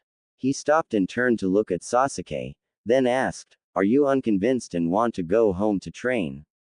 What does it have to do with you?" Sasuke's eyes were filled with detachment and indifference. If it were anyone else treated like this, they might get angry, but Naruto completely ignored this young Avenger's tsundereness. Let's get straight to the point, your attitude is just a waste of time. Naruto said, we are already companions, and that can't be changed. So what? What? Don't you even know what the power of teamwork is? Naruto looked calmly at Sasuke. Do you know what the power of cooperation is? I don't need companions. Sasuke coldly glanced at Naruto and then tried to leave. Sasuke. Sakura was caught in the middle and reached out to grab Sasuke. Forget him. Naruto said, he's just a self-righteous brat. If you don't want to get stronger and just want to waste time, then go ahead and leave. Forever being a loser. Say that again. Sasuke suddenly turned around and grabbed Naruto by the collar. I'll say it 1,000 times. Naruto also glared at him. I thought you were smart, but you're just an idiot. You. Sasuke's face was as cold as ice. Naruto. Sasuke, stop it. Sakura stepped forward, grabbing their hands, trying to separate them. Aren't we companions? He doesn't even consider you a companion at all. He only has himself in his eyes. Naruto said, how can such a person have companions? I told you, I don't need any companions. Sasuke said, I'm fine on my own, companions are just a burden. Sasuke. Sakura, who was sandwiched in the middle, forced a smile and gently persuaded, Naruto just suggested having a meal together. Maybe he has something he wants to share with us. Naruto has gotten much stronger recently. He must have some good training methods. It's worth listening to. After the words fell, a trace of hesitation flashed across Sasuke's face. After a moment of struggle, he finally let go of Naruto. Naruto didn't mind this. His original intention was to provoke Sasuke to join them for a meal and discuss matters. Just as Sakura said, he had information he wanted to share with the two. For a long time to come, the three of them will be undertaking dangerous missions together, risking their lives. Any pitfalls they could avoid beforehand, they should. Hardships aren't treasures, and suffering isn't a blessing, it's just something people can't avoid. All hardships lead to despair. The three arrived at a barbecue restaurant, ordering a few plates of meat and some juice. It seemed that this was Sakura's first time grilling meat by herself, and she seemed a little restrained in front of Sasuke. Sasuke sat coldly with his arms crossed, he seemed to be here just to listen to what Naruto wanted to say. Relying on his experience of dinner parties before the crossing, Naruto skillfully brushed a layer of oil on the grill, followed by a layer of cheese. The cheese-covered barbecue soon emitted a fragrant aroma, whetting their appetites. Naruto, do you eat barbecue often? Sakura was slightly surprised. Well, I don't really have the money for it. It's just that I hunt often, so I have some experience with grilling meat, Naruto said modestly. He then distributed the grilled meat to Sakura and Sasuke, and started grilling another batch in the same manner. Thank you. Sakura blushed for a moment. Thanks. Sasuke said somewhat awkwardly. After finishing a plate of barbecue, the atmosphere among the three eased considerably. Sasuke quietly ate his meat. Although his face still looked like an ice block, his furrowed brows have relaxed. Delicious. Sakura took a sip of juice and exclaimed with satisfaction. Seeing that the timing was right, Naruto didn't beat around the bush. He wiped his mouth and stared at the two for a while before speaking. Do you know the inside story about this team assignments? Sakura shook her head and said, this is something that Hokage-sama has decided. It's probably related to our grades. Sasuke asked indifferently, what does this have to do with us? Of course, it matters. Naruto said, gathering intelligence is one of the most important aspects of shinobi's missions. Knowing yourself and your enemy is the key to winning 100 battles. In the future, we might cooperate with or confront other teams. After all, there is still the Chunin exam, right? That makes some sense. Sakura nodded thoughtfully. Naruto, do you know the inside story behind the team assignments? Of course. Naruto nodded and said, Team 8 consists of members from Konoha's reconnaissance clans. The Hyuga clan for visual scouting, the Inuzuka clan for scent tracking, and the Aburame clan for insect tracking. This team assignment should be the result of a discussion among Konoha's higher-ups, who considered everyone's traits and personalities for the team assignments. What's the point of knowing all this? Sasuke asked, but his current tone was less confrontational and more inquisitive. Of course, it's meaningful. From what I know, there is a female shinobi who is good at genjutsu among the Jonin. Naruto said, there's a high chance she will lead Team 8 this time. Genjutsu. Sasuke frowned. Based on what you said before, the higher-ups seem to want to nurture Team 8 as a reconnaissance team. Why did they assign a Jonin who is good at genjutsu to lead the team? That's true. It seems like genjutsu wouldn't be useful for reconnaissance, right? Sakura asked, also a little confused. Hehe. Iruka-sensei will introduce our Jonin instructors in the classroom this afternoon. But I sneaked into the office and stole the team assignment list. As he spoke, Naruto pulled a piece of paper out of his pocket. The paper clearly showed the team assignment details for 4 genin teams, with the name, Hatake Kakashi, written at the top of Team 7's list. Is he our Jonin instructor? Sakura stared at the name curiously. I'm really looking forward to meeting him. I wonder what kind of person he is. Sasuke glanced briefly at Team 7's section before his eyes settled on Team 8's Jonin instructor's name, Yuhi Kurenai. It was a completely unfamiliar name for him. There are many big and small clans in Konoha, some of which are powerful clans such as Hyuga and the Ino-Shika-Cho, and some small clans that you have never heard of, such as Yamakura, Aoyama, and Nohaka clans. Naruto didn't respond to Sakura's comment, and thought to himself, our future teacher will be the disciple of my cheap father, the most reliable future Hokage, and the Rokudaime Hokage, the lazy Hatake Kakashi. Who is Yuhi Kurenai? Sasuke asked. The girlfriend of Asuma, the Jonin instructor of Team 10. Naruto replied, wondering if Sandaime was using his crystal ball to spy on him while eating. But thinking that Sandaime wouldn't be so perverted, and not sensing any watchful eyes, he didn't worry too much about it. Asuma. Sakura was confused, but quickly found the name on the team list, Sarutobi Asuma. He has the same clan name as Hokage-sama. Yes. Naruto said, looking at the two of them. The Team 10 led by Asuma is the younger generation of the 3 major clans in the village, the Ino-Shika-Cho, that is, Shikamaru, Choji, and Ino. So, the younger generation of the 6 clans, Hyuga, Inuzuka, Aburame, Yamanaka, Nara, and Akimichi are all disciples of the Hokage-sama's family.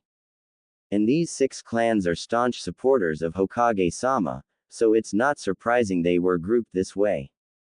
Naruto, how do you know so much? Sakura looked at Naruto and asked nervously. It was her first time encountering such adult matters, and she felt a little overwhelmed. Sasuke, however, remained calm. He still hadn't forgotten his original goal and stared at the list thoughtfully. Then, he looked up at Naruto and asked, so, you think there is a hidden purpose for assigning us to the same team? Congratulations, Sasuke-kun, you got it right. Naruto snapped his fingers. Nobles are in the same team as nobles, and civilians are naturally in the same team as civilians. Hearing this, Sasuke's eyes darkened as he glared at Naruto. That's it. Of course, there's more than that. Naruto suddenly smiled as he looked at Sasuke. Sasuke felt a chill run down his spine from being stared at by Naruto, and asked unhappily, "Why are you looking at me like that?" Uchiha Sasuke. Naruto said with a smile, "The Uchiha clan is known for its powerful combat capabilities, and it so happens that I'm from the Uzumaki clan. You might not have heard of it, but that doesn't matter. You just need to know that the Uzumaki clan is also very strong." And, having said that, Naruto glanced at Sakura, who had a dazed look on her face, and Sasuke, whose pupils were shaking. After a few seconds of silence, he lowered his voice and spoke, "Unfortunately, my clan was wiped out. Our team isn't just a commoner team or a fallen noble team, but the team of rare bloodlines." Naruto said, "Except Sakura, of course." He didn't reveal the truth about the Kyuubi just yet. After all, it was not appropriate to say it now. Sakura sat there in a daze, her hands on her lap trembling slightly. She was at a loss now. She originally thought that this team division was just her pure luck. At the same time, she also has her own little pride.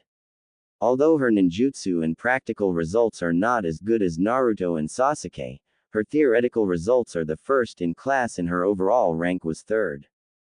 Although there is a certain gap between her and her two teammates, she believed that as long as she works harder, she could catch up to Naruto and Sasuke. However, when faced with the stark reality, her pride and self-esteem silently dissolved. It turned out that she was just a backdrop, an ordinary person.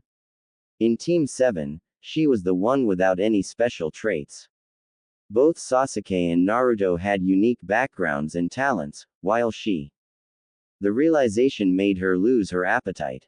She felt like she had fallen into an icy pit. Her stomach churned uncontrollably and she wanted to vomit. Sakura. Suddenly, a hand was placed on Sakura's shoulder, pulling her out of her spiraling thoughts. She looked up to see both Sasuke and Naruto staring at her. For some reason, their figures became increasingly blurred. "I'm fine," Sakura said, but the tremble in her voice betrayed her. Forcing a smile to cover her embarrassment, just as she wanted to say something else, she was startled by her own tears falling onto the table. The unexpected turn of events interrupted their meal and halted the information sharing. After leaving the barbecue restaurant, Sakura had calmed down. She apologized to the two for her earlier outburst, and both Naruto and Sasuke reassured her it was fine, bringing the trio closer. "Let's make these information sharing sessions a regular activity in the future. It'll benefit all of us," Naruto suggested, "but the contents must remain absolutely confidential." "I agree." Sakura raised her hand in agreement, smiling brightly. "Yeah." Sasuke nodded, which was considered as indicating his consent. Such sessions were indeed beneficial to them. Not only did they gain deeper insights about the village, it also increased the three people's sense of camaraderie within their small group. Naruto thought that with more trust and fewer unnecessary worries among them, their future days together would be much smoother. Just as Sakura was about to turn around and head back to the classroom, Naruto called out to her after a few steps. "Sakura." Sakura turned to look at Naruto in confusion. "What's wrong?" Naruto didn't say anything, but just pursed his lips at Sasuke, who still wore his usual stoic expression, beside him. "Young Master Sasuke has something to say to you." When Sasuke heard Naruto calling him, "Young Master," Sasuke shot him a cold glare. "Sasuke." Sakura suddenly tensed up. Sasuke turned his face away proudly, and spoke after a long time, "We are companions." Sakura stood there in a daze. It took her a while to react and her eyes turned red again. "Don't cry, Sakura." Naruto comforted her with a smile. "Young Master Sasuke is right, you are not ordinary, you are our companion. Actually, There's nothing wrong with being an ordinary person. If we had the choice, he and I would prefer an ordinary life, but. As he said so, Naruto spread his hands helplessly. You know, things don't always go as we wish. Afternoon, in the classroom. Team 7's members sat idly in the classroom, waiting for their Jonin instructor. Naruto, well aware of Kakashi's habit of being late, was already dozing off on his desk. Sasuke sat by the window, his fingers interlaced on the desk, his gaze wandering among the lush treetops outside. Sakura lowered her head and stared down at the desk, feeling somewhat despondent. Although she had just been comforted by her companions, once the surroundings became quiet, she couldn't help but feel lost again. After what felt like an eternity, the classroom's door finally opened. The Jonin instructor of Team 7 arrived fashionably late, and the moment he stepped into the classroom, a lazy voice was heard first. Yo, sorry.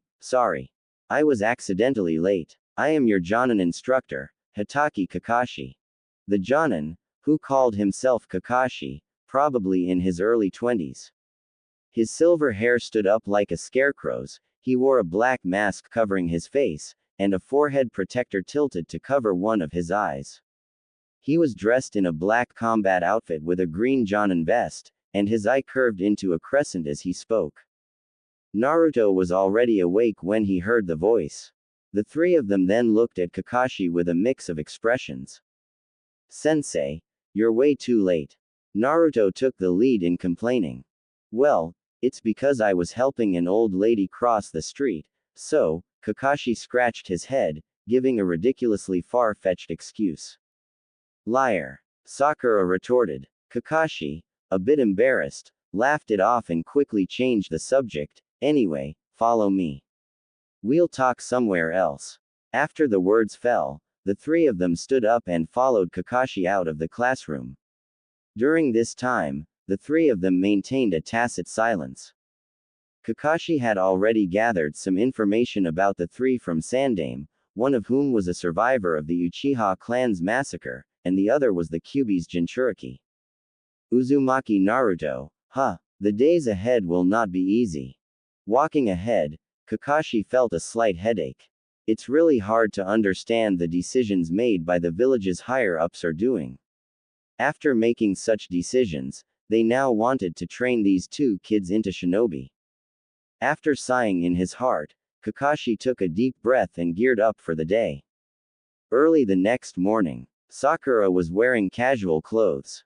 After walking out of the alley, she paused for a moment in a brightly lit area, as if she was trying to determine the direction. Here, Naruto waved at Sakura. The latter also waved with a smile on her face. As she got closer, Sakura realized that Naruto was standing at the entrance of a small restaurant. The last time they shared information was at a barbecue restaurant, and this time, it was at a small food restaurant again. Didn't Kakashi-sensei say not to eat breakfast? He said it's best not to, since it might make you throw up. Naruto said nonchalantly, but it's better to throw up than to fight on an empty stomach. Sakura hesitated, intending to refuse, but seeing Naruto and Sasuke both nodded at her, she nodded as well and sat down. After breakfast, the three of them rushed to the agreed location and waited.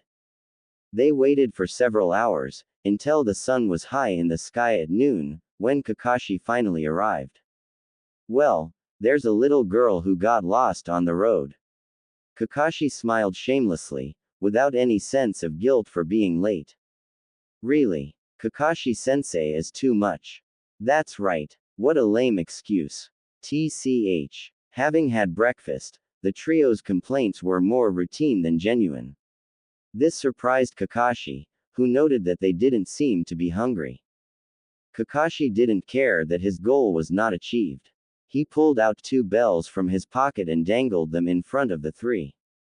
Alright, here are the rules for the test. I only have 2 bells. Only those who manage to get a bell before noon will qualify to become shinobi. In other words, one of you will be eliminated. Eliminated. Sakura suddenly became nervous. Kakashi-sensei, What happens to the person who gets eliminated? Hee. Kakashi's eye curved into a crescent moon shape as he smiled. Unfortunately, the person who gets eliminated will not qualify to become shinobi. They will also be tied to a log until sunset. If none of you manage to get a bell, you'll all go back to the academy for retraining. During this test, you can use any means necessary. Don't worry about hurting me. With your current abilities, it's nothing but a dream. With that, Kakashi paused and then tied the bells to his waist. Now, have I made myself clear? The three of them didn't answer, and Sakura's face turned pale. She didn't expect it would actually be a real battle. Her strengths lay in theoretical analysis and intelligence gathering, and combat was her weak point. Let alone taking the bell from Kakashi, it would be difficult for her just to get close to a Jonin. If one person had to be eliminated, it was undoubtedly going to be her. Naruto stood silently beside her. After the conversation at the barbecue restaurant yesterday, he hadn't shared any more information. Some things were better left unsaid, and there was no need to spoil everything. The true purpose of this bell test was to assess their ability to work together, but after yesterday's talk, their relationship had already tightened significantly. However, when faced with the dilemma of who to sacrifice, Naruto was unsure what the others will do. That's why he chose to remain silent. He wanted to help them avoid unnecessary detours, but he didn't plan to carry them through the journey. Additionally, he wanted to see how they would handle this choice. Suddenly, a familiar mechanical voice echoed in his mind. Option 1. Use all your strength to snatch the bells, and then give them to Sakura and Sasuke. Reward: lava release. Option 2. Do nothing, lie down in front of Kakashi, and accept being tied to the log. Reward: wood release. Looking at the panel that popped up, Naruto nearly choked. Wood release and lava release. Holy crap, I got them at the same time. What to choose? Yonbi's lava release is so powerful. If I really get lava release, would I still be afraid of water release? But even if I choose wood release, although it is rare, it is not likely I would be able to use wood release as the same level as Hashirama. This time, the system did not indicate the level of mastery of wood release, so it's probably just an entry-level wood release chakra attribute. Choosing lava release can also allow me to display my strength in front of Sakura and Sasuke. However, snatching the bell is not an easy task and I might fail. But if I chose to lie down, Sasuke would be left alone to face Kakashi, and the possibility of those two getting the bells would be slim. While Naruto was caught in his dilemma, Kakashi had already announced the start of the test. Almost as soon as the words fell, Sasuke and Sakura disappeared from their spots, leaving Naruto standing there, lost in thought. What's Naruto doing spacing out at a time like this? Sakura lay in the grass, her face full of anxiety. The test has already started, so why was he just standing there? Sasuke stood on a densely leafed tree, frowning as he watched Naruto, unsure of what he intended to do. Kakashi squinted and smiled at Naruto, then asked, "Are you planning to take the bell by force?" Naruto didn't say anything. No matter which of the two options the panel gave him, both are problematic. If he wanted to forcibly take the bell from Kakashi, he would have to reach the strength of at least elite Chunin, which meant that he would inevitably have to use Kyuubi's power. If the condition for passing the test is that the whole team will pass as long as one person gets the bell, then he can give it a try. However, Naruto already knew that Kakashi's intention was not this, and they needed to see him show a spirit of cherishing their companions and working together before he would let them pass. Taking a step back, even if they got the bells from Kakashi, how would they divide them? There were only 2 bells. Moreover, with Kakashi's personality, lying down and doing nothing might indeed lead to being judged as having a negative attitude and thus failing.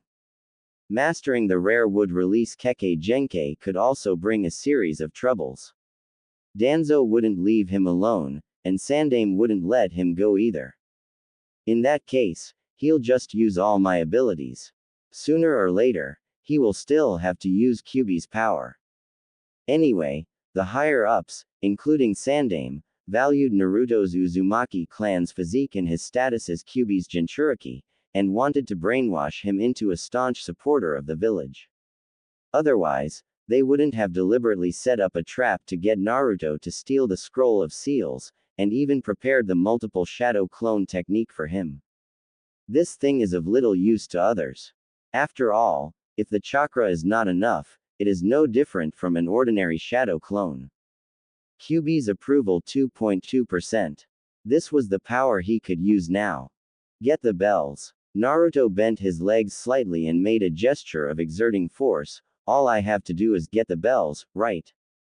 Of course. Kakashi flicked the bell on his waist and said with a smile, get one, and you pass the test. Then I'll take both. Kakashi felt that Naruto had suddenly become a different person when he spoke, and an extremely familiar feeling surged throughout his body. The orange chakra enveloped Naruto, making his face fade from view.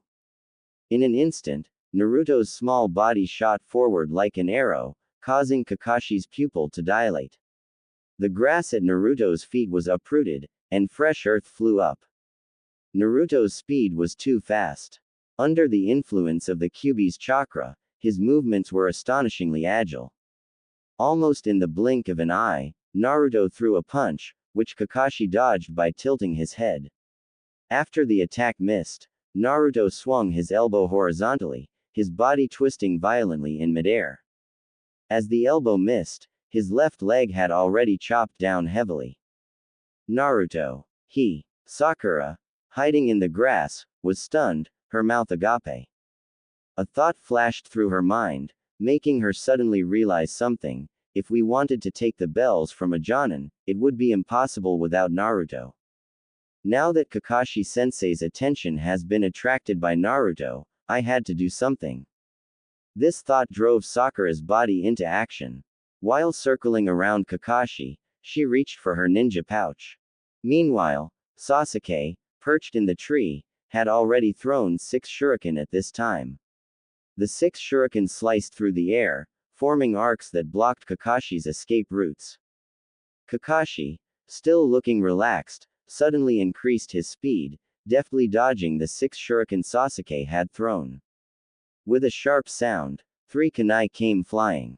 Sakura had synchronized her attack with Sasuke's rhythm, even though her position was less than ideal and she was too close to Kakashi. Thud, thud, thud. The 3 kunai embedded themselves in a tree trunk, missing their target. Genjutsu. Sakura looked at the approaching Kakashi and hurriedly formed hand seals. Genjutsu. Kakashi countered with hand seals of his own, using the same method against her. Of course, it was not a particularly advanced genjutsu, but it was enough to overpower Sakura's level of skill. Trapped in the genjutsu, Sakura froze and fell straight onto the grass. Too slow, Kakashi remarked as he effortlessly dodged Naruto's spinning kick, tilting his head to the side without even looking. And at that moment, he reached out and grabbed Naruto's leg, then flung him forcefully. However, instead of the expected scream, there was a puff of white smoke as Naruto transformed into a log upon hitting the ground. Body replacement technique. Kakashi didn't even realize it was a body replacement technique. Although he hadn't been entirely serious just now, he did grab Naruto's legs, and the texture actually fooled him. He didn't expect that the perfection of the body replacement technique used by a kid, who wasn't even a genin, was comparable to that of a battle-hardened jonin. Not bad, Kakashi thought, feeling somewhat proud. But he soon realized something. He glanced down to see Sakura, who was under a genjutsu not far away, being carried away by Sasuke. Ka! A crow flew overhead, its blood-red eyes looking down at the grass below, taking in the scene below. Kakashi stood alone in the grass, the surroundings silent. At this time, Naruto and the others were nowhere to be seen. So it was a diversion. The goal was to allow Sasuke to rescue Sakura. Kakashi cracked his neck, making a series of crisp sounds, and leisurely pulled out a copy of Ica Ica Paradise from his ninja pouch. After taking a quick glance, Kakashi lazily called out, "Well, looks like you're getting the hang of it." After saying that, he walked towards the river while shouting, "If you want the bells, you'll have to show some real skills." In the bushes, Naruto looked at Sasuke and said unhappily, "What are you staring at me for? I can't break genjutsu." Before Naruto could finish his words, Sakura opened her eyes. Her pupils suddenly dilated, then contracted again. Upon seeing Naruto and Sasuke in front of her, she relaxed. Kakashi-sensei's hand seals were too fast, Sakura said with lingering fear. Seeing Naruto and Sasuke staring at her, Sakura blinked and looked back. Seeing that no one was behind her, she asked in confusion, "Why are you looking at me like that? How did you wake up by yourself?" Naruto asked. "Genjutsu can be broken," Sakura explained. "I'm quite good at it, so I managed to dispel the genjutsu myself. It was mainly because Kakashi-sensei was holding back and didn't use his full strength." Naruto was silent. Sakura had indeed reached the limit for an ordinary person. She could reach this point without any special bloodline, all thanks to her good brain. Perhaps because of the blow she received yesterday, Sakura seemed much calmer currently. There was a hint of reluctance in her smile, and her face was full of fatigue. "I haven't got the bell yet," Naruto muttered. The three of them hid in a forest, using tall bushes as cover. The surroundings were silent, and Kakashi seemed to be waiting on that patch of grass for them. "Kakashi-sensei is too strong. We are no match for him," Sakura sighed. The scene of Kakashi performing hand seals was still vivid in her mind. The speed at which he formed hand seals, almost leaving afterimages, was probably 2 hand seals per second. No, it should be 3 or 4 hand seals, right? The speed at which he formed hand seals was so terrifying. It was simply not something a human could do. Hearing this, Sasuke's face was full of solemnity, but Naruto remained calm. Kakashi's hand seal speed was of course fast. After all, the title of the shinobi world's foremost master of ninjutsu was not given without reason. He was the first in Konoha, after Sandaime Hokage, to master all chakra nature transformations and know thousands of ninjutsu. Although Kakashi is not as powerful as Sandaime, his genius was undeniably deserved. We have to cooperate, otherwise, we have no chance of winning. Sasuke said expressionlessly, "I'll handle the direct attacks, Sakura will create distractions, and Naruto will grab the bells." "Wait, Sakura was a little panicked. "I can't do it. My genjutsu is not effective against Kakashi-sensei. T will be automatically rationalized after creation, and you will speak